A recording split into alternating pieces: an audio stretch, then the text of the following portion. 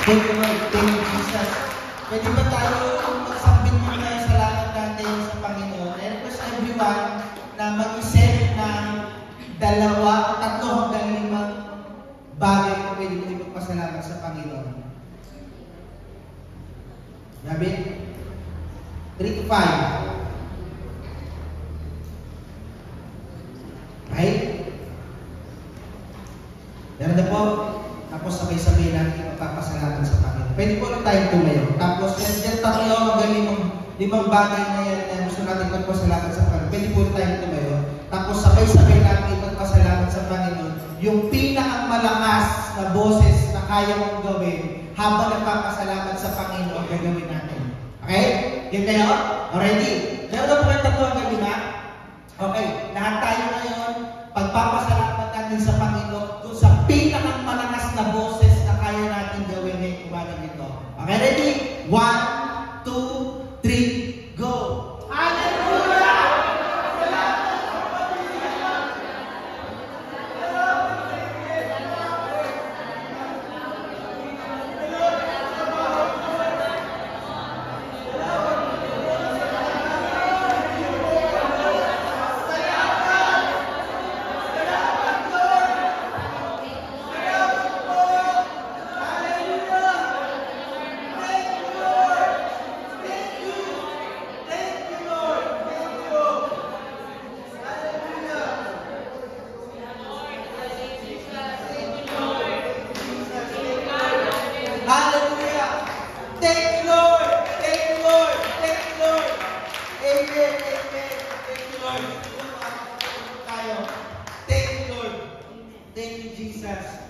Hallelujah. Salamat, Panginoon.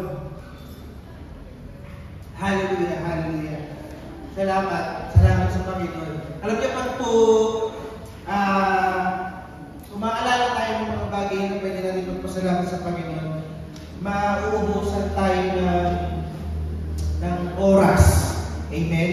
Kapag sinubukan natin maghanap ng mga pagpapasalamat sa Panginoon, mauubos yung buong araw natin. Pero hindi natin mauubos yung pwede natin magpasalamat sa Panginoon. Do you agree? Amen po ba? Mauubos yung oras natin pag-iisip dahil lahat ng bagay na meron tayo pwede natin magpasalamat sa Panginoon. Amen po ba? Amen po. Palakpakan niya po muli natin ng Panginoon. Ngayon ba ay pag-usapan po natin ang isa sa mga miracles ng Panginoong Jesus kung siya po ay nagmi-ministeryo. At gumamit po ako ng reference na Bible dyan sa ginagamit mo para parehas tayo ng binabasa. Okay? Kung tatanungin ko po kayo, ano yung paborito po ninyong miracle sa Bible? I mean, at kung meron kayong miracle na, ito like, kilala ko itong ina-icebreaker sa cell group namin dati. O kahit sa mga tao, kapag gusto ko lang mag-start ng usapan, ano yung miracle sa Bible na gusto mong personal na ma-witness? Sige nga. Yeah, isa tayo. Resurrection. That's a great miracle. Sino dito yung gustong ma-witness yung paano natin ni Moses yung Red Sea? Yan, ganyan. Gusto natin pakita yan eh. Sino dito yung gustong makita kung paano nasinta ni David yung Goliath? Gusto niyo ba yun? Sino dito yung gustong makikain doon sa kasalan na nag-overflow yung mga lasinggera? Akahinan na ba? Okay. So yung highlight ng kasalan na yung alak na habang papatagal, lalo sumasarap yung inihakain nila. Sino naman dito yung gustong mag-witness yung miracle na nagsusupply ng mana sa mga Israelites? So, parang basta pagkain, gusto nyo. Diba?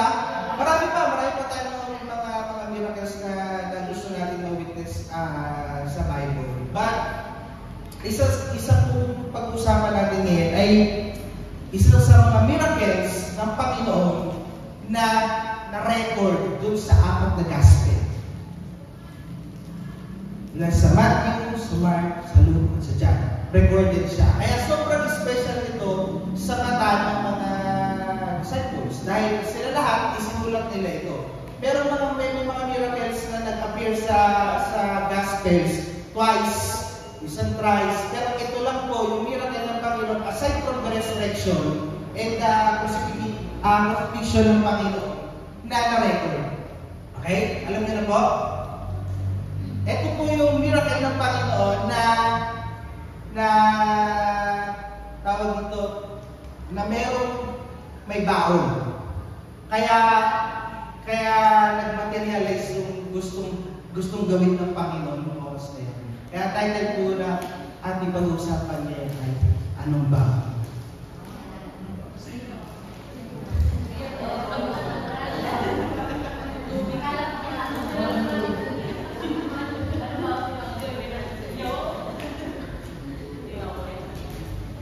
Yang nakikita po natin na yan ang isa sa paboritong anak ng nanay mo.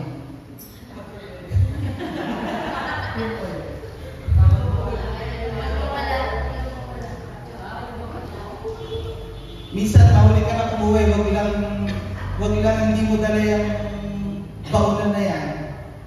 Basta dala mo yung baunan na yan, okay kayo ng nanay mo. May kapatid pa po yan, yung payong. Yung baunan, hindi ko masyadong naranasan yung baunan kasi we don't grow up na nagbabaon kasi lapit lang naman ng school namin. So lalakarin lang namin yung pag-uwi kami. Ikaw, Jake, nagbabaon ka ba? Hindi din, uuwi ka din. So dito sa amin, sa Kabanbana, malapit nag-school, so walking distance lang, makaka-uwi kami agad. So hindi masyadong sa amin. Sa mga sa Gibara, mga nagaling sa Gibara, nagbabaon ka? College na. Diba? Yung iba, meron tayong mga classmates na nagbabaon eh. Diba? Kahit paano yung tsura ng baonan mo, mahal ka na nanay mo. Diba? Yung payo, ito yung payo, yun yung pinaka-naranasan ko talaga na yun ang sumunod na anak sa akin ng nanay ko. Dahil kapag nawawala ko yung payo ko talaga yung galit ng nanay ko ay kakaiba din talaga.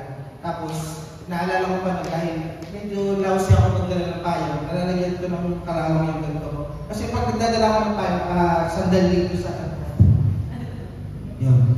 So, galit si mga pagka. Tapos, may isa pa kapatid dyan, pencil case. Sabi ko dali mo, ay, nung binila ko ng pencil case, dami-dami ng pencil case, lahat ibinawala ko. So, yan yung mga tawag nito, yan yung mga kapatid niya. Pero ngayong umagang ito, pag-uusapan natin ay isang miracle na nag-materialize dahil mayroong nagbaon. Okay? At ang miracle na yan ay yung pagpapakain noong 5,000 ng Panginoon Jesus. Okay? Ready na po ba kayo? Okay. I want to open our eyes and ears and yung heart natin ngayong umagang ito. Kasi, alam niyo may mga bagay na talagang makakasakit sa atin. Pero, alam niyo, in the long run, matutulungan tayo ito so that we can follow Christ sa best way na kaya natin gawin. Amen po ba? Amen po ba? Tayo magbasa sa Matthew. Kunin natin reference sa Matthew, but pwede natin itong mabasa. Diyan sa mga Bible ninyo, nakasulat doon kung ano yung mga chapters. Buklat ninyo po yung mga Bible ninyo. Blue. Yan. Doon sa ilalim niya yung Matthew chapter 14, meron nakalagay doon sa title na mga verses tsaka chapter. Kung saan nyo mababasa yung record na yan, doon sa Mark, Luke, at John. So, sa pagdating sa bahay, kung medyo meron akong nakaligtaan, pwede nyo yung basahin. So that magkaroon kayo ng buong picture doon sa 4 na eyewitness. Noong miracle na yan ng Panginoon. Okay po ba yun? Tama po ba? Kung nakita ninyo, dyan ko nakita yun eh. Meron no? Meron record kung saan sila mag-a-apply pa ulit. Okay. So, basahin po natin. So, ang pag-isunan natin ay yung Matthew para sabi po dito na marinig ni Jesus ang pagkamatay ni Juan. Sumakay siya sa isang bangka at pumunta sa isang lugar na walang tao. Ngunit nang mabalitaan naman niyon ng mga tao, sila'y naglakad papalabas sa kanilang bayan. Ito na po sa doon itapat dun. So dito na ako magbasa. At sinundan si Jesus. Pagdating ni Jesus sa dalampasigan, nakita niya ang napakaraming taong iyon. Nahabag siya sa kanila at pinagaling niya ang mga may sakit na dala nila. Nang dapit hapon na, ay, namatay ang ano. Saan ako pupunta na? Ito na, ay, namatay na din. Saan ako pupunta? Ay, namatay na din. Sige nga po, tulungan niyo magbasa. Kung pare-pareho tayo ng gamit, ready, set, get, go. Now, best reading. Isa pa. Now, ano verse na yun? Okay. Ready? 1, 2, 3, go. Now? Sinabi nila, malapit na bumubog ang araw at magdilim ang lugar na ito. Puntahin ang buhay niyo sa mga malapit na Nanayon ang mga tao upang makabili ng kanilang makakain. Next. Hindi na sila kailangan umalis, sabi ni Jesus. Bigyan niya sila ng makakain. Sumagot sila, 5 tinapay at 2 isda. Pinupo niya,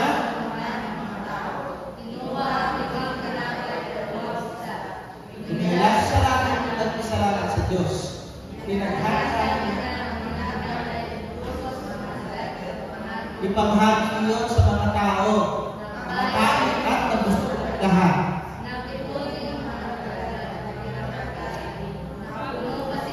Labing 2 kain ng tinapay. Bukod pa sa mga babae. Type manalangin. Lord, ngayong umagang ito, buksan mo po ang aming mga puso. Ihanda mo po ang aming mga isip, Panginoon. At patuloy, Panginoon, na kausapin ang bawat isang may oras na ito na maintindihan namin ang inyong salita. At ito po ay magkaroon ng impact sa aming mga bahay. We thank you, Father. We thank you for your word, Lord. Hayaan po, Panginoon, na ikaw ang kahayanin ng oras na po at makilala at kanyang ang inyong kadakilaan. Maraming salamat sa pangalan ng Jesus. Amen. Palakpakan natin muli natin ang Panginoon. Okay. Sige po. So, si Jesus, okay, at first, walang intention na mangyari yung miracle na yan. Kasi si Jesus, mababasa natin dyan, sabi doon, na mabalitaan ni Jesus, balik na tayo sa unang-una. Yan, na mabalitaan ni Jesus ang pagkamatay ni Juan. Ang tinutukoy po ng Juan dito ay si Juan Bautista. Okay? Yung nagbago na baptize, John the Baptist. Ano ang touch nun? Gusto umalis si Jesus dun sa karamihan ng mga tao. Okay? Kasi tinulog na sila ng mga tao yan eh. Ano po? Gusto umalis si Jesus dun, nabalitaan na kasi namatay na yung kanyang pinsan. Si John the Baptist po ay pinsan ni Jesus. Okay? So imagine, namatay ka ng pinsan. Okay? Namatay ka ng pinsan. At hindi lang basta pinsan, dahil si John the Baptist ang nag-prepare ng way para kay Jesus. Remember, si John the Baptist ang nag-baptize kay Jesus. Ayaw ng baptismo si Jesus. Sabi niya, hindi ako karapat dapat kahit magkalagman lang ng sintas ng iyong pangyapak. Pero sabi ng Panginoon, hayaan itong mangyari na ito ang susulat. Pero baptismo siya ni John the Baptist. At then, yung presence ng Panginoon at sabi ng Panginoon, this is the Son whom I am delighted. Okay?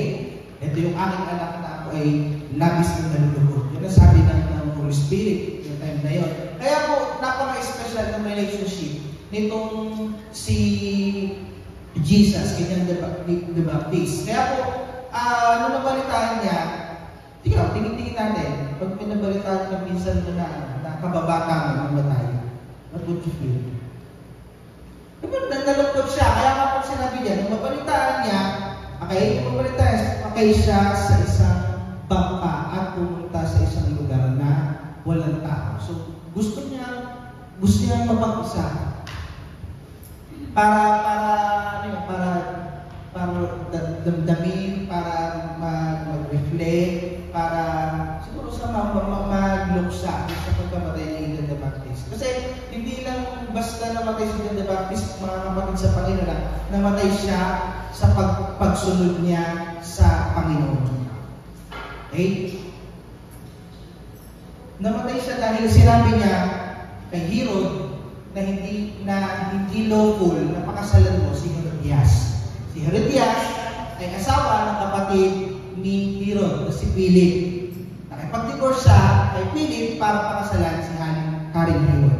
Tapos, dahil nag-mensahe, dahil nag-ministry, si John the Baptist, sinabi niya kay Herod, it is unlawful for you to marry Herodias. Kaya naman, galit na galit itong dalawa. Galit si Herod, galit si Herodias. Kaya ang ginawa nila, pinakulong nila si John the Baptist.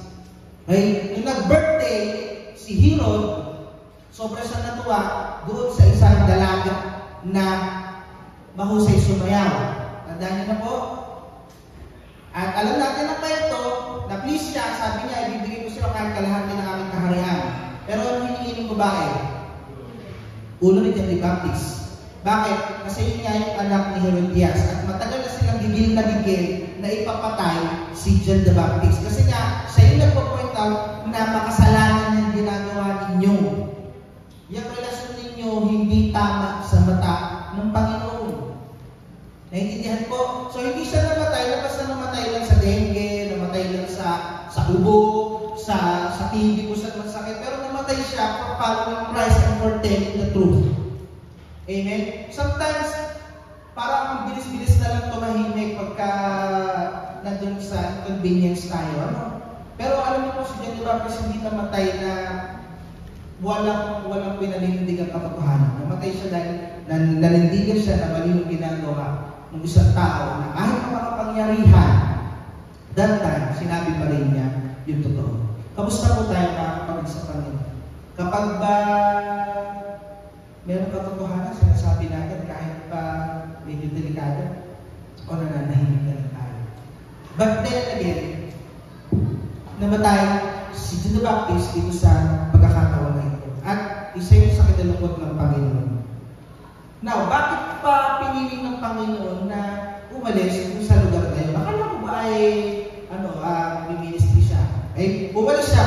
Number 2, dahil somehow, pagod siya sa pag-entertain dun sa mga tao. Mababasa natin sa Mark 6:31. Tingnan po natin. Ay, subalit napakaraming taong dumarating at umaalis. They come and go. At hindi na nila makuhang kumain.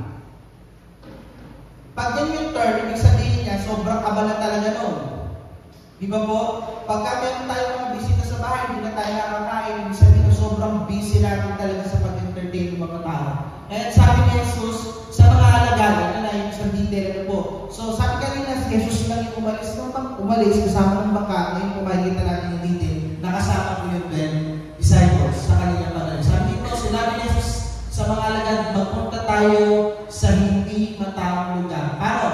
Upang makapagpahinga kayo ng kaunti. So, medyo napapagod kasi nga sobrang dami ng ginagawa nila. Ano po, kaya sila umalis doon. Pero kung makikita po natin dito, for whatever reason, okay, alam ng mga tao kung saan papunta yung 10 disciples sa Jesus. Hindi ko din alam. Sobrang talaga kong binabasa, sobrang hinahanap ko talaga. Paano talaga ng mga tao kung saan sila papunta? Pero sabi ko sa record, meron ilang mga nakakita kung saan sila papunta. So, they travel by land. Sinundan nila. Siguro tanong nila yung sa sailan nila Jesus. Kaya ginawa nila, inunahan nila yung 12 disciples sa si Jesus doon sa lugar na kanila pupunta. Okay. Imagine natin na si Jesus namatay ng pingsan tapos pagod sila sa ginagawa nila. Okay? So pagdating nila doon sa lugar na yun, dahil inambush na sila ng mga tao na gustong talagang makausap si Jesus, mayroon mga nagdala ng mga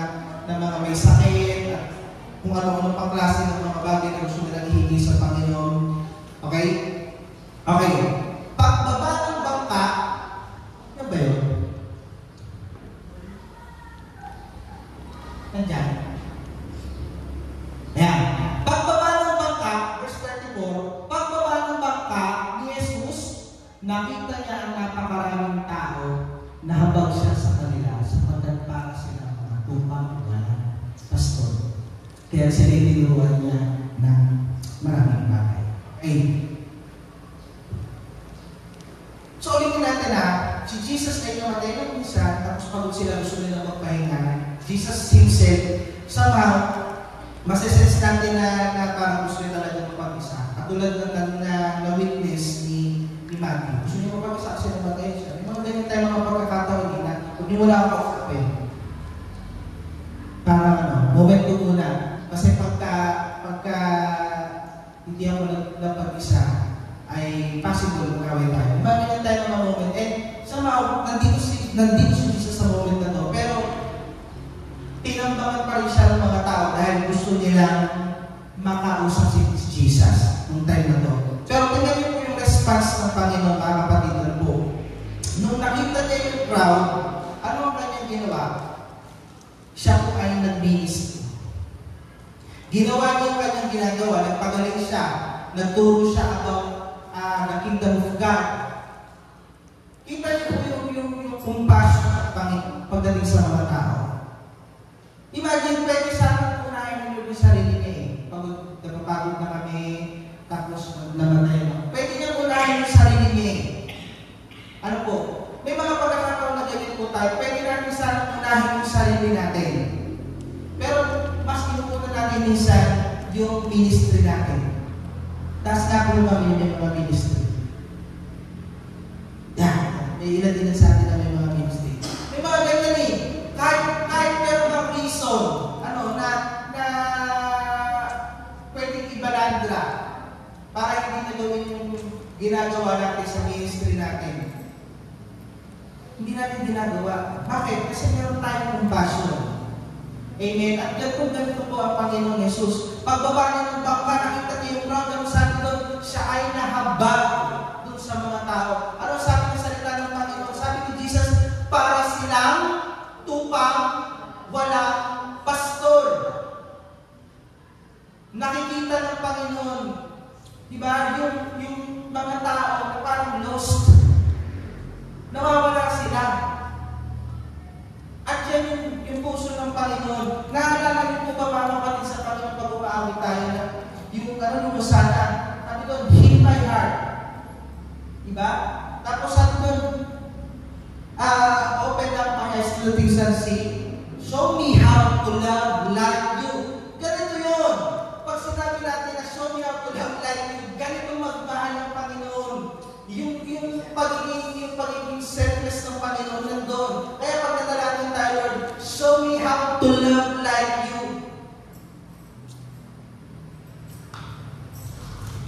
Ganon ang compassion ng Panginoon na kahit minsan parang unruly na kahit minsan parang unjustifiable na, pero nakikita ng Panginoon, they are lost soul.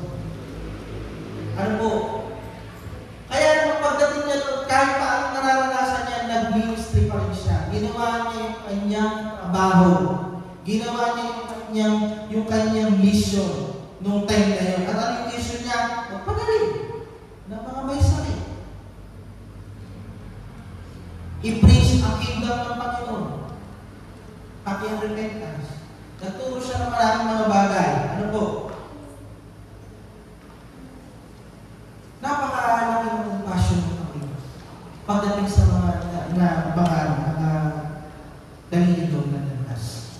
Lalo na po yung mga tao na hindi nila alam sa sila pupunta. Ano po? Nag-ministry pa din ng Panginoon. Minsan, tayo, diba? Minsan, kahit pagka meron tayo mga personal na reasons, may personal reasons tayo, yun yung binabalandra natin. Ano po? Minsan, kahit pagpagod tayo, ayaw na natin ng ministry. Minsan, kapag kaabala tayo, ayaw na natin ng ministry. Ano po? Minsan nga, hindi na lang tayo sa gawain, direklamo pa tayo. Ako, minsan, direklamo ko, at hindi na lang yun. Wala ka ng assignment doon sa gawain. Pero magdaliklamo pa rin tayo. Makikita mo yung compassion pagdating sa bagay na ito. Na kahit marami tayong mga reasons, na mag-excuse doon sa mga ginagawa natin sa ministry. Nandun pa rin tayo. Tingnan nyo ang dami ko yung Joey. Pero nandito yan ngayon. Matatagpo mo sa family na. Isa makikita mo sa prayer meeting. Sabihin natin kung sinong busy dito. Busy pa kayo dito. Di ba? Dito sinarinig niya. Nakasiguro ang pinili. Di ba? Pero mga tao namin na ayaw ng ministry. Ayaw yung ginagawa natin. Pero, alam mo yun, sinasabi nila mahal nila ang Panginoon. Meron pa, minsan, mas matindi yung nagre-reklamo, pero hindi naman tumutugon. Nagre-reklamo dahil madaming gawain, pero hindi natin.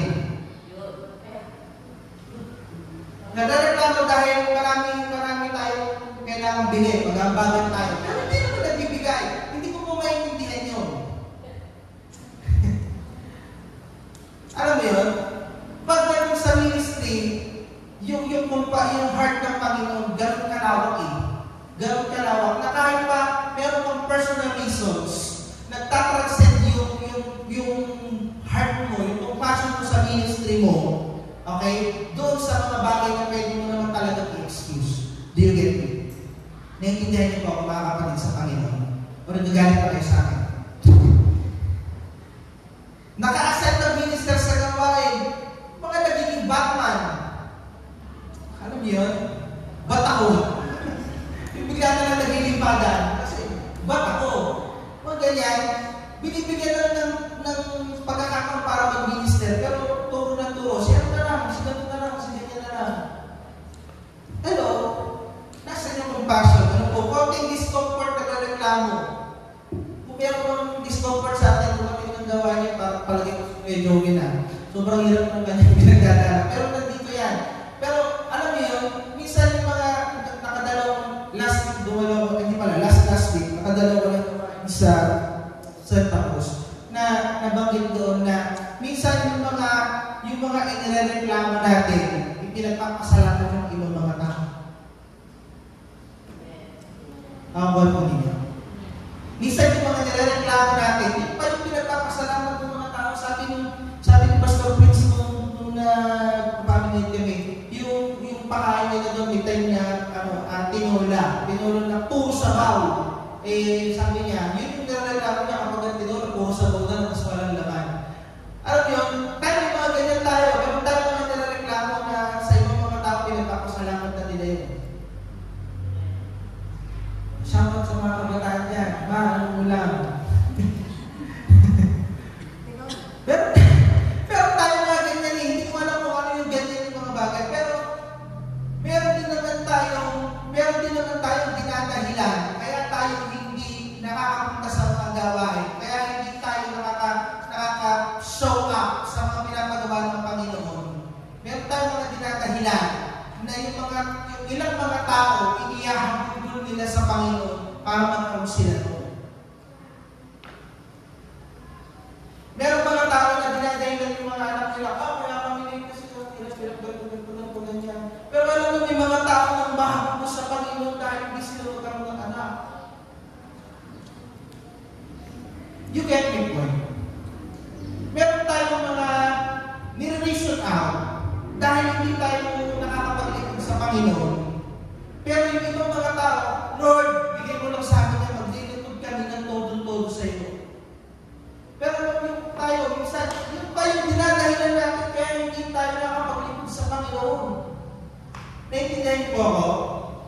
Ang Panginoon, iba yung heart niya sa ministry. Na kahit na meron personal siyang reason para hindi gawin yung kanyang ministry, nagtatranscend yung heart niya sa ministry at yung compassion niya para doon sa mga tao. Kaya kung gusto natin i-acknowledge yung mga kabataan natin na humayo kahapon para magbahagi ng salita ng Panginoon. Palakpakan po natin yung mga kabataan natin. Grabe yung compassion sa Lost Room. Kasi meron mga pagkakataon na kahit paubos na, okay, na kung nakakaya pa rin natin magbigay. That is compassion, mga kapatid sa Panginoon. Kahit pwede nang mag-away, mas pinipili pa din natin mabait. Kahit nasa atin na ang lahat ng rason para magalit, pinipili pa rin natin umintindi. At kahit pwede nang manumba, pinipili pa rin natin magpatawad. Pero para saan? Pero para saan? Kasi pag may compassion ka sa mga nawawala, may compassion ka sa lost soul. Diba? Para saan yun? Dahil gusto po natin ipakilala yung Diyos na ating pinaglilingkuran. You get my point? Ano pa sa Panginoon? Marami tayong pwede yung i-reason, pwede akong magalit, pwede akong manumban, pwede akong magsabi na, alam mo to, Lord, magbibigay pa ba ako, kulang-kulang na to, sa amin lang, hindi pa ko sasapat. But you know, kapag ka meron akong passion sa mga nawawala, you would engage yourself para magkaroon ng katuparan yung tinatanong ng ating iglesia. Mga kapatid sa Panginoon, like yung binabanggit ngayong taon na to, ang tinatanong natin, harvest time. Kaya po, lagi itong binabanggit kasi gusto ko lahat tayo sama-sama sa bawang ito. Tumingin po kayo sa akin, mga kapatid sa Panginoon. Gusto ko po, tingin po kayo sa akin, Gusto po ng iglesia natin na sa paglalakbay natin ito, sama-sama tayo sa isang bangka. Na habang naglalakbay tayo, habang sinasagwa na natin, gusto ipagawa ng Panginoon na mag-win tayo ng maraming soul, not for our church to be people. Okay? Kasi baka nalulunod kayo, bungi-bungi na yung upuan natin. Hindi yun ang pinakadahilan natin. Ang dahilan natin dahil pabalik na muli si Jesus at papunta sila sa kapahamakan. You get my point, mga kapatid sa Panginoon? Yun ang pinaka-mission natin. Kaya naman, mga kapatid sa Panginoon, kahit pagka meron na tayong dahilan para magalit, piliin pa rin natin umintindi. Kasi mga kapatid sa Panginoon, ang pinapakita natin sa buhay natin ay yung Diyos na pinanlilingkuran natin.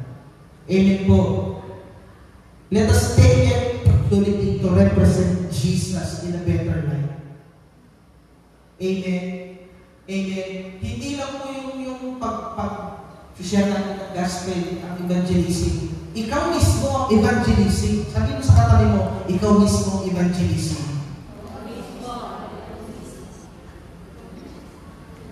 Are you convinced? Are you convinced? Hindi lang po yung paglalakad paglabas natin ng evangelism. Ikaw mismo ang evangelism. The way you represent Jesus, paglabas natin dito sa iglesia na to, that is evangelism. May mga text na magtanong ako sa sarili ko. Ako, sabi ko nga, sa mga sessions namin sa family, may mga text na nagtatampo sa sarili ko. Kasi, pwede ko naman pagbigyan yung galit ko, pwede ko naman sabihin na naiinis ako sa'yo. Nakakapikon ka na. Pero hindi ko ginagawa. Kasi iniisip ko, ambassador ng Jesus. I represent Jesus. Kapag ganito yung ginawa ko, minsan kasi pag nagagalit tayo, maraming mga bagay ay nagiging out of hand. Nagigets ko. So, ayaw ko dumating sa punto na magalit ako tapos hindi ko na makontrol ang mangyayari sa mga susunod. Kasi pag binitawan natin yung salita natin, we tend na parang gawin talaga natin. Parang susutukin kita dyan eh. Pag sinabi siya, susutukin mo nga, susutukin mo talaga. Pag galit ka na, naiintindihan ko, sa mga bahay, sabunutan ka tayo. Pagkat tinanong ka na sabunutan mo talaga yun. Kasi galit ka na. Amen po ba? Pero hindi yun. Hindi po yun ang ating gusto mangyari. Kaya natin ginagawa, sabi nito, pakitang tao lang yan. Hindi po yung pakitang tao. Dapat tatawag natin ito, pakita sa Diyos. Dahil pinapakita natin ang nature ng God. Amen po. God is loving. Sobrang tindi ng pag-intindi ng Panginoon. Kaya naman Panginoon, hanggang meron tayong opportunity na naipakita yung pagmamahal ng Panginoon sa mga tao sa paligid natin. Take it, mga kapatid sa Panginoon. Kahit paubos na, magbigay pa din. Kahit pwede ng mag-away, piliin natin ang maging mabait. Kahit na sa atin na yung maraming reasons para magalit, piliin pa rin natin ang umintindi. Kahit pwede ng malumbat, piliin pa rin po natin ang magpatapos. Dahil gusto natin ipakilala yung Diyos na ating pinag-inintunan.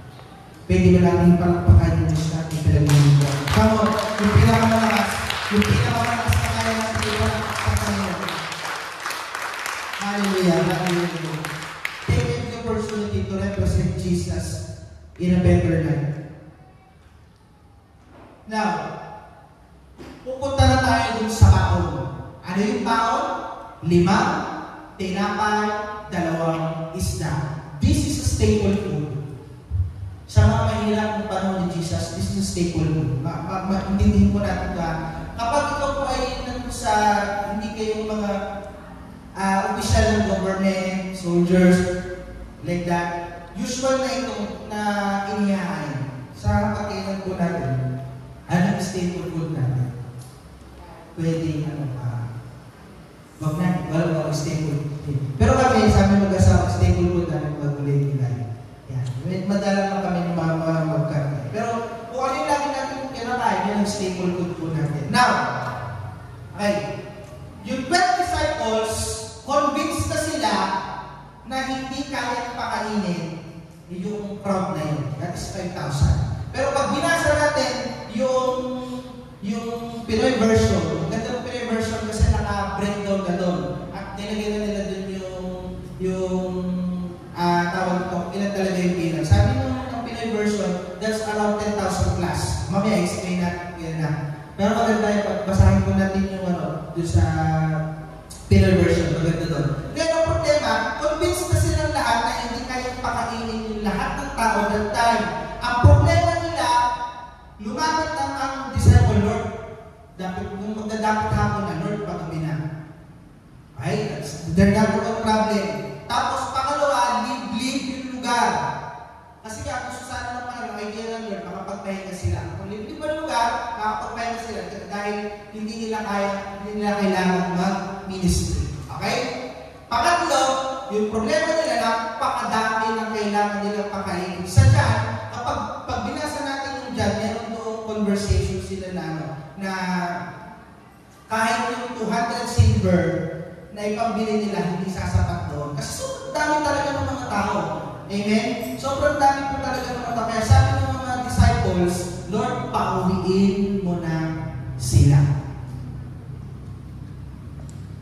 Imagine, disciples yun. Sabi nila, Lord, pauwiin mo na po yan. Hindi natin kayang pakainin yan. Napakadami ng mga yan. Para naganda na tawag dito sa asal. Tapos biglang tinumog yung landahan mo. Kasi, di ba nung daming panahon, hindi pa naman RSVP. Di ba? So, yun.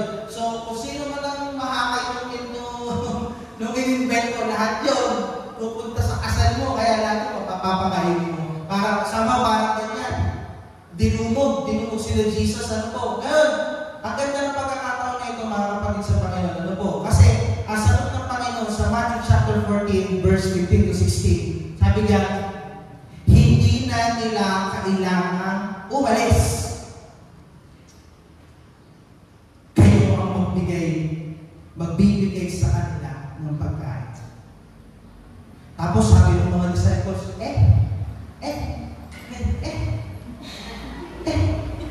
sige nga po tayo na, sabi nila gano'n. Sadya, pag binasa niyo yung dyan, nakakatuwa yung dyan, kasi si Jesus, alam niya na ang gagawin. Okay? Sabihin niya po natin, alam na ni Jesus ang gagawin. Just like sa mga problema natin. Okay? Just like sa mga problema natin, alam ni Jesus ang gagawin, pero minsan tatanungin ka ni Jesus. Tinanong ni Jesus si Philip, basahin niyo po yun sa record ng dyan. Tinanong ni Jesus, Philip, anong gagawin natin? Sabi niya, Lord, hindi po makasya yung 200 silver kahit bumili tayo ng tinapay na nagkakahalaga ng 200 silver, hindi natin po kayang pakainin. Tapos sabi ng kapatid ni Peter, si Andrew. Sabi, Lord, meron dito may dalang baon. Yan. Kaso 5 isda lang. 5 tinapay, saka 2 isda lang. Alam niyo po, napaka-perfect itong situation na ito para ipakita ng Panginoon yung kanyang kagalingan. Ano po? Sometimes, God will ask us something out of our capability. May mga pagkakataon, magsasabi sa atin ng Panginoon na gawin itong bagay na ito na hindi talaga natin kaya. May mga pagkakataon na meron sasabihin sa atin ng Panginoon na ito ang gagawin mo pero it is out of control. Hindi mo kayang kontrolin yung mga bagay na ito. Meron mga bagay na ipapagawa ang Diyos sa atin na hindi kaya ng ating influence, ng power natin. Para ano? For us to realize that we should always rely on Him. May mga pagkakataon na talagang hindi natin kaya. May mga pagkakataon na ipapagawa sa iyo ang Panginoon na, Lord, hindi ito kaya ng bulsa ko. Minsan na, kaya ko Lord, pero hindi kaya ng bulsa ko. Yung mga ganyan. Pero paano pag hindi mo talaga kaya, hindi kaya ng bulsa ko? Sabi nila, Lord, hindi sasapat yung 200 silver. Kahit bumili tayo niya ng tinapay, hindi natin kayang pakainin ito. Pero mga kapatid sa Panginoon, lagi po natin tatandaan, Jesus meets our needs. Pero minsan, ganyan ang tingin natin diyan sa salita na yan. Jesus meets our needs. Mas malaki yung needs kaysa sa Jesus. You get my point? Nakakasunod po kayo mga kapatid sa Panginoon. Mas malaki yung pagtingin natin dun sa pangangailangan kaysa dun sa Diyos na kayang mag-provide ng lahat ng ating mga pangangailangan. Kaya sabi ng mga disciples, Lord, pauwiin niyo na po yan. Not to realize na parang ganito yung sinasabi nila, parang sinasabi mo, nauuhaw ako, pero meron kang pag-aari na water refilling station. Hindi ka makainom, pero meron kang pag-aari na water refilling station. Ganyan yung sinasabi nila dahil kasama nila si Jesus na kaya mag-provide ng lahat ng pangangailangan. Kaya mga kapatid sa Panginoon, dapat ganito po ang ating pagtanaw. Mas malaki dapat yung Jesus doon sa ating mga pangangailangan. Sometimes we miss the point. Alam natin na Jesus can meet my need. Pero ang tingin natin, mas malaki yung need kaysa doon sa Jesus na pinaniniwalaan natin mag-provide yung needs. Naiintindihan mo? Mga kapatid sa Panginoon, panampalatayaan natin na yung Jesus natin mas malaki sa lahat ng pangangailangan na kayang ibigay sa atin ng pagkakataon, ng tadhana, at ng kung ano na sitwasyon ng ating mga buhay. Amen. Amen.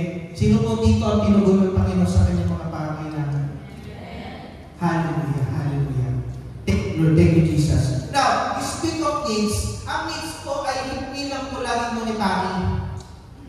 Hindi laging monetary po ha. Ang needs po ay perceived by person. Ibig sabihin, ito po ay nakikita ng tao. Okay po?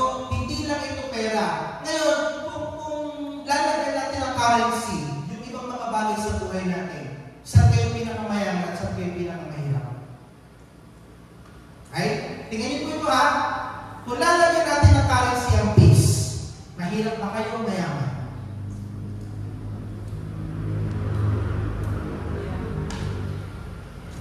Kung lalagyan natin ang halaga, kung lalagyan natin ang halaga, kung gagawin natin parang pera, ang kapayapaan, mayaman pa kayo o mahirap?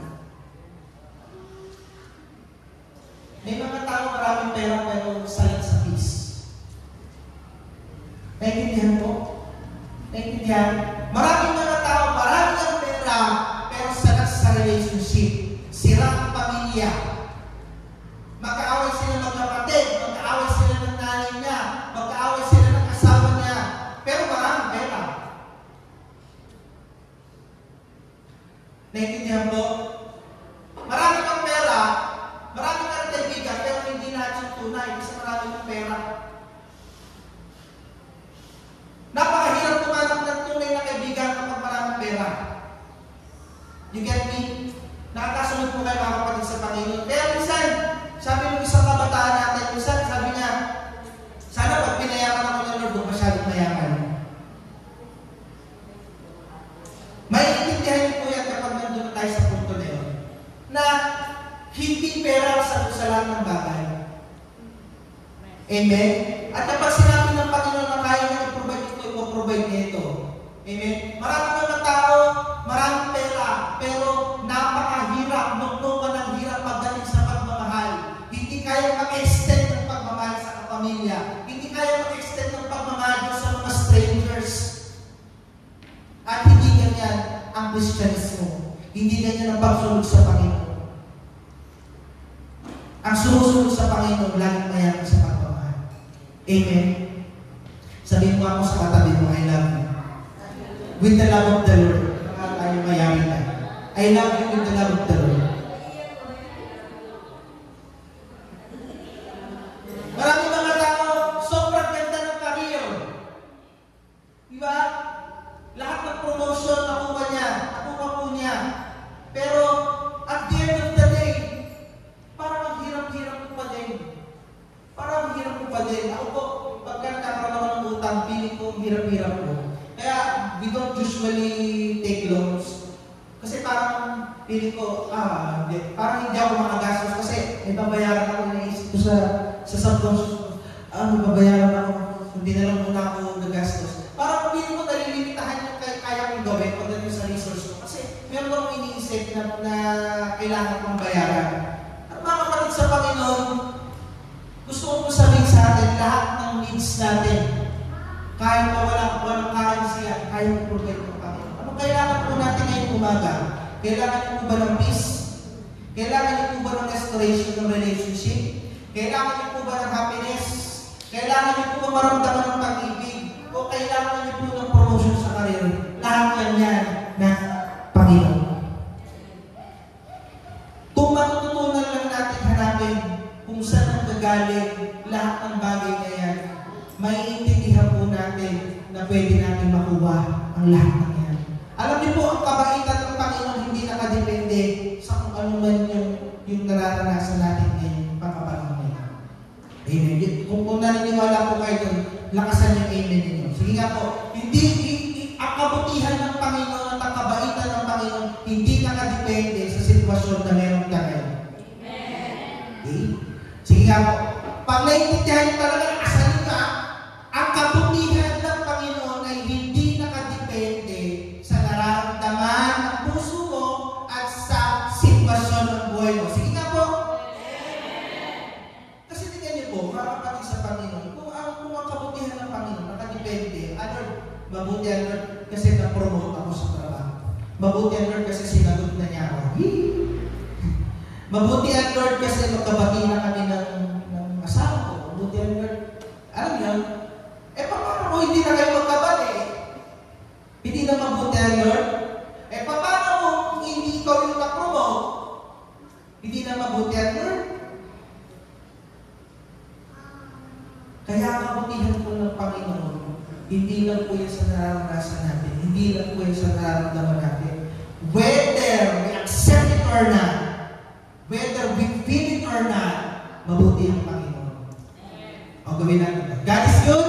All the time. All the time? Mas malakas. God is good? All the time. All the time? God is good. Hindi pa po ako nakakampanyahan. Pero,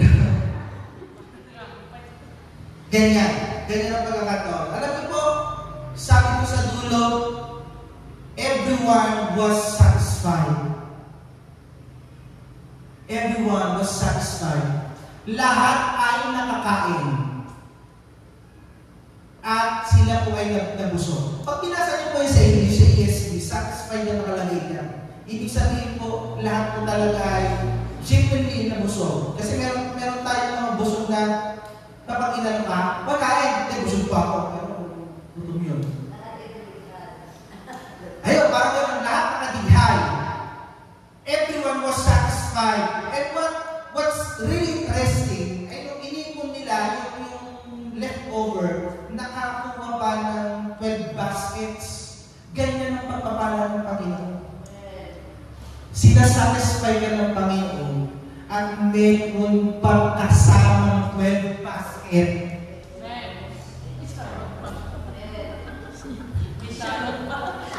May sarap pa.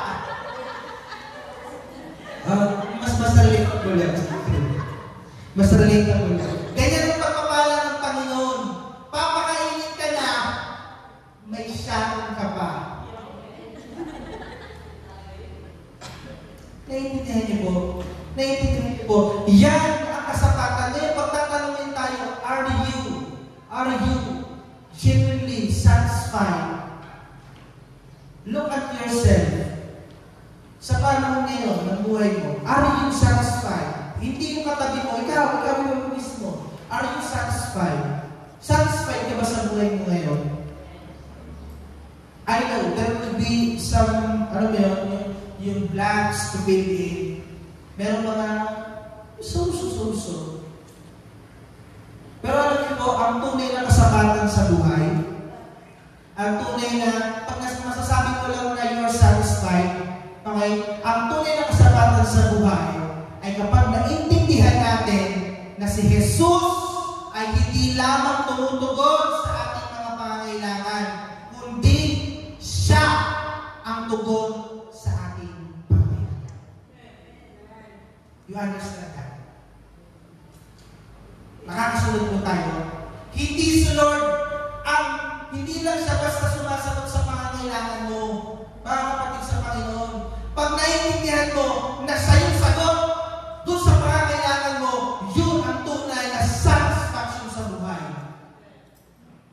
Maraming mga tao kahit napipigil yung mga pangangailangan nila, kahit napipigil lahat yung mga pinapanalangin nila at ibigay ng Lord yung mga pangangailangan nila, hindi pa rin nila makuha yung satisfaction sa buhay nila.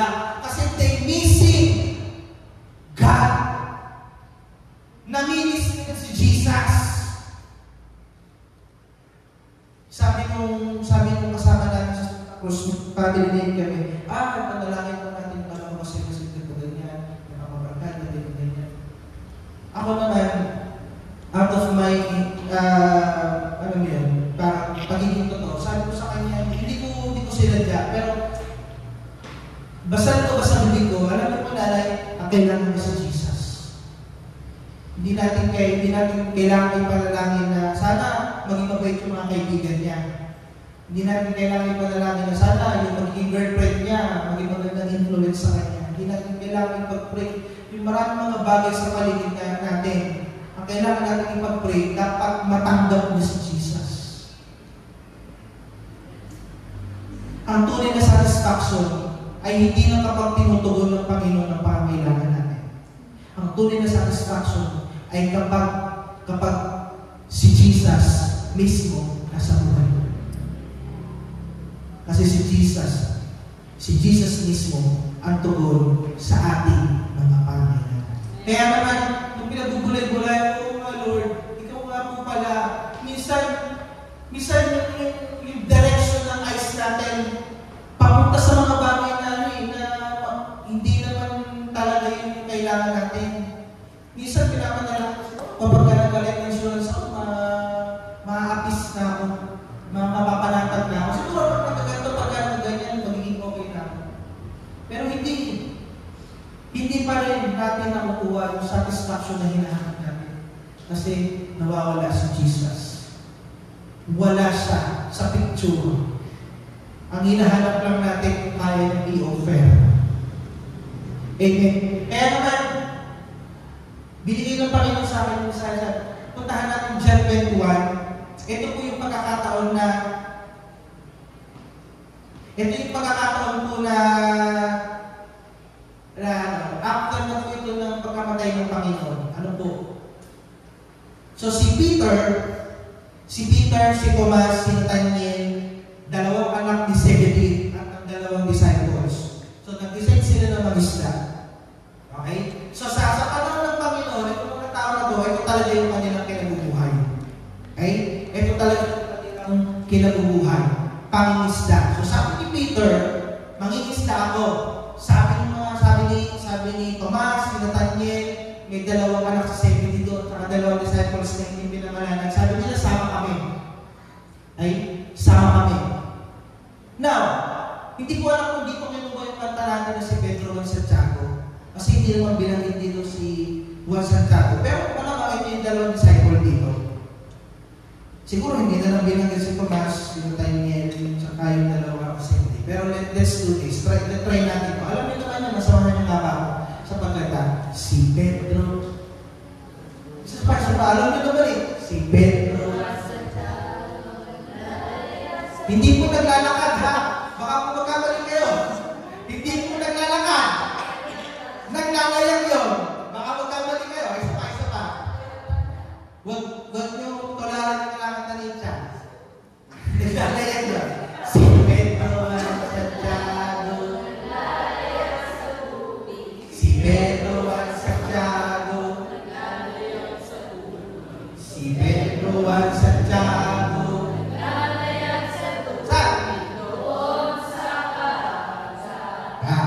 That's my favorite song. Nung bata-bata pa ako, sino po dito nag-Sunday school? Yeah, mga Sunday school kids. Yeah. Magdamag sila nangingisda. Magdamag silang nangingisda. Ito yung kanilang buhay. Alam nila to. Hindi bago sa kanilang mangisda. Kukain siya to, alam ni kukain siya to, magdamag siya na kukunin ng ilaw-ilaw niya. Pero walang nangyayari. Kaya sabi ng kanta, inihagis ang lambat. Wala silang nahuli. Inihagis. At wala silang nahuli. Inihagis ang lambat. At wala silang nahuli. Doon sa maragatan. Alam nila yung ginagawa nila, pero wala silang nahuli. You know, may mga pagkakataon that we are trying to chase our dreams. We are trying to chase yung mga bagay na gusto talaga natin makamit sa buhay. Hinahabol natin yung mga pagpapala. Hinahabol natin yung mga bagay na akala natin magpapasikyo sa atin. Hinahabol natin yung mga bagay na akala natin magsasatisfy sa mga need natin. Not knowing na yun palang kailangan talaga natin nandun sa pagpapala. Sabi ko sa salita sa John chapter 21, nandun si Jesus. Okay? Nandun si Jesus sa tabi ng dagat. At nag-iiyaw ng isda.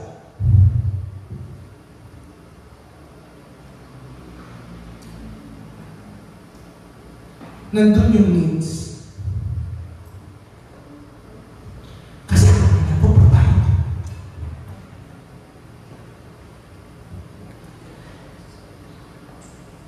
There are times, habol tayo ng habol sa mga bagay na hindi naman talaga yung kailangan natin. Not knowing na si Jesus talaga yung kailangan natin. You know, sabi sa kwento, hindi nila alam na si Jesus yun. Sabi ng Panginoon sa kanila, nahuli ba kayo? Sabi ng kanta, wala silang nahuli. Kaya sabi ni Jesus, ihagis nyo sa kanan. Ihagis nyo sa kanan. Sa English, right? Sometimes we just need to be in the right side. Sometimes we just need to be in the right side. We just need to be in somewhere else na hindi pa natin nasubukan for it to materialize. Naintindihan niyo po? Sometimes we're doing something for so long na hindi naman talaga nag-work, pero hindi natin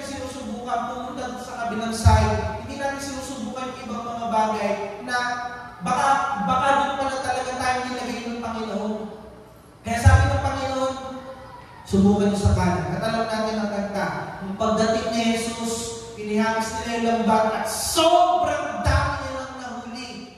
Ang sabi ng tala, 153. Basahin ko, baka nakakamali ako. Pero sa pagkakaalala ko, 153. Hindi ko alam paano nila binilang yun.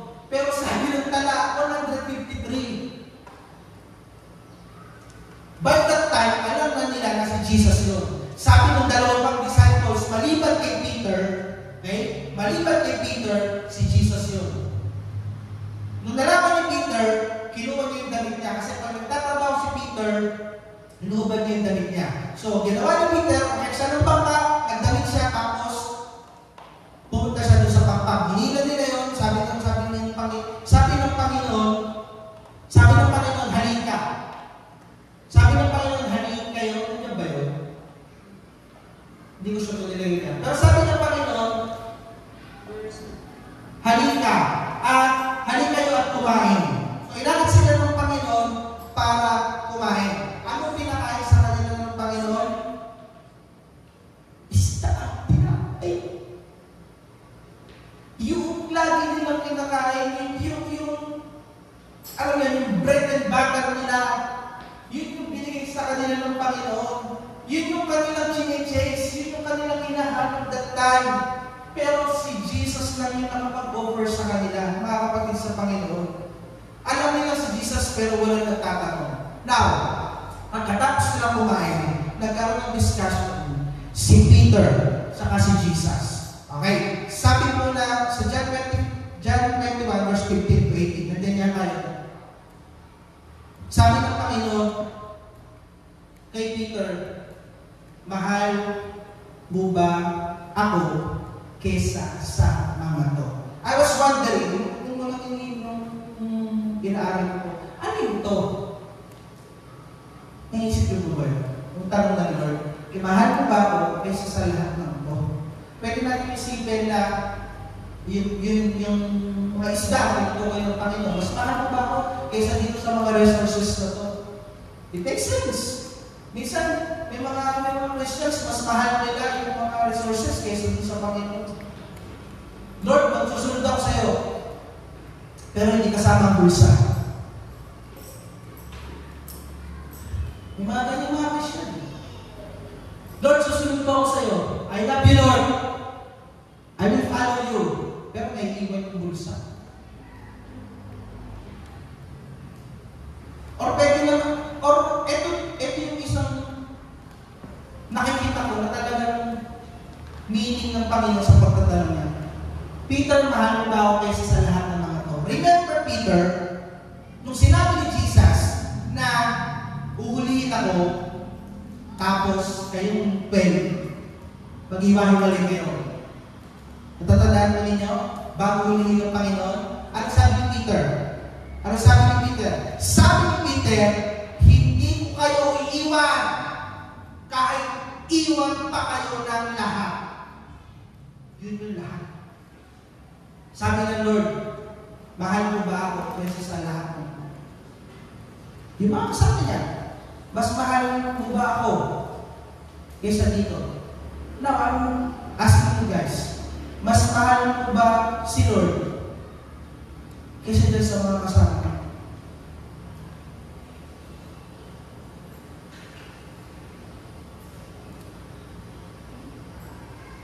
Mas mahal ba natin si Lord kaysa sa pamilya natin? Mas mahal ba natin si Lord kaysa sa lahat ng meron tayo? You know what? Kapag na-strip tayo na, kapag inalis sa atin ang lahat ng meron tayo, ang may iwan lang sa atin tayo. Ito lang tayo. Pero sana pag hinubad ng Panginoon ang lahat sa atin, ang may iwan, ikaw ng Diyos.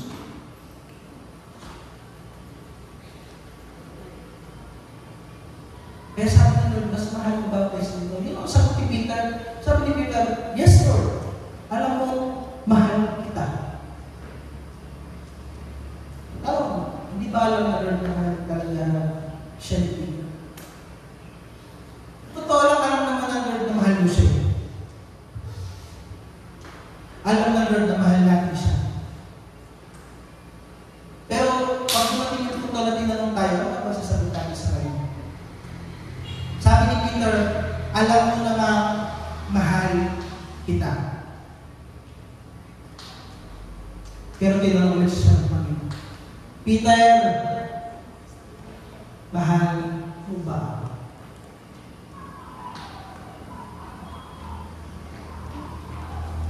Tapos, sa dalawang tanong na yun, ang sagot ni Lord sa kanya. Sabi ni Peter, yes Lord, mahal kita, alam mo mahal kita.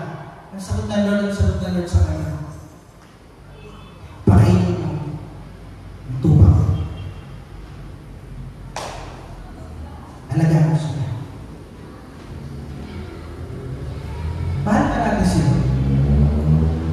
Mahal ka natin sila. If you really love God, mag-alagaan mo tayo. Mag-alaga tayo, mag-alagaan mo tayo. Mag-alagaan mo tayo. Kasi mahal natin si Lord. If you really love God, gagawin natin ito, bawat kami sa Panginoon. For the last time, for the third time, okay? For the third time, sabi ng Panginoon, Peter, mahal mo ba ako? Alam mo response si Peter?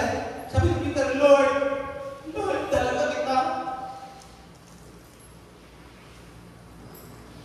Kasi sobrang sakit nun. Sobrang sakit na for the third time, tinatanong ka ng Diyos, mahal mo ba talaga ako? Kasi parang sinusure niya. Pagka po ba tayo isurado ilang beses ka nagtatanong? Madaming beses tayo nagtatanong eh. Ito yung connotation kay Peter. Kaya sabi ko nang salita ng Panginoon, sa ginamit natin, sabi niya, nalungkot si Peter.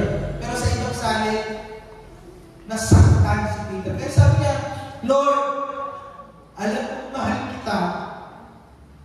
Alam mo mahal kita.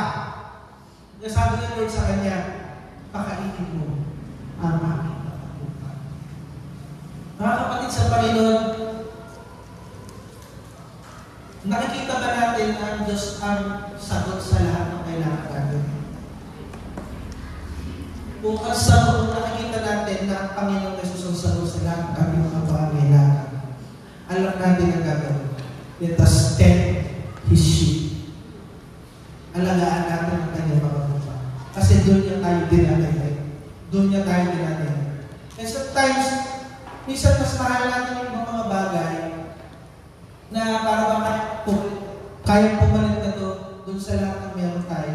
Kaya partalin si Jesus sa buhay natin. We are so wrong. Kasi kahit anong gawin natin, hindi natin kayang palitan ang pwesto ng Panginoon sa buhay natin. Now, tanong ko po kayo, do you love God? Do you love God? Mahal ba natin si Jesus? Kasi kung mahal natin siya, magkakaroon tayo ng compassion sa kanyang lupa. Kung mahal natin si Jesus, makikita natin siya as sole provider ng lahat ng meron tayo. Lastly, Jesus meets our need.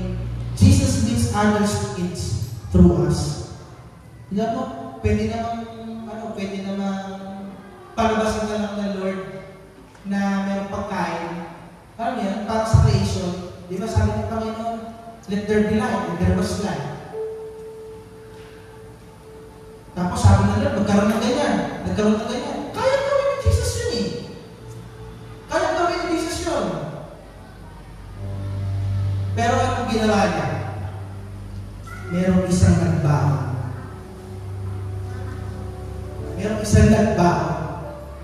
Sometimes, it takes us one child for many to eat. May mga pagkakataon na ang kailangan lang ay isang bata na magdadala ng baon so that yung ibang tao makatagpo din ang kanilang pangangailangan. Kaya i-perform nila yung miracle na sabi niya, magkaroon ng tinapay, nasasapat sa ganitong pagdami. Kaya niya yun. Naniniwala ko ba kayo? Kaya gawin niyo ng Panginoon, pero hindi niya yung ginawa kasi gusto niya, gagamitin niya yung isang bata na may dalang isda at tinapay so that he can feed thousands.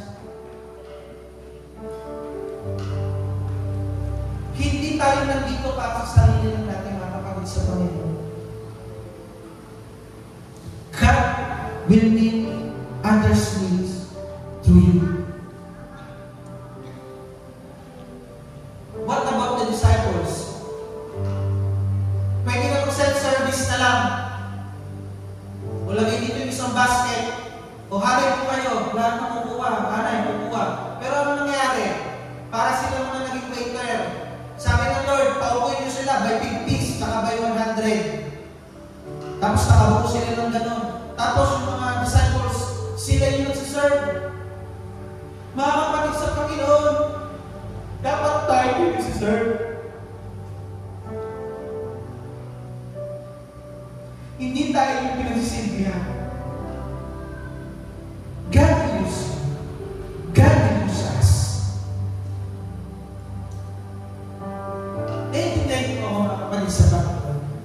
It is not the time para magtakbo, umalis, magmukbo, but this is the time for us to take us time na tayo yung magsisilbi sa mga tao na yan. May mga oras iniisip natin, walang impact yung kaya kong ibigay. Kunti lang yung meron ako eh. Kunti lang to. Kulang pa ka sa akin ito kaya hindi ko na lang ibibigay. No! Kung hindi ibinigay ng bata yung baon niya, walang kakain nung time na yun. Kaya mga kapatid sa Panginoon, whatever you have, kahit gano'n ang kalaki, give it. Sabi ng Panginoon nung nalaman niya, sabi ng mga disciples, Lord, at ang meron lang tayo, ilang piraso, isda, at tinapay. 5 tinapay, 2 isda. Sabi ng Lord, dalhin niyo sa akin. Mga kapatid sa Panginoon, whatever you have, bring it to Jesus. Bring it to Jesus.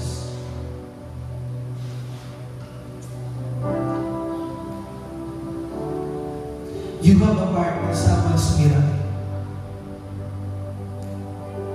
Meron kang parte doon sa milagro, doon sa miracle na mararanasan nung ibang tao yung gagawin na yun. So show up. Show up. Show up. Tayo po ito ngayon. Tayo po ito ngayon.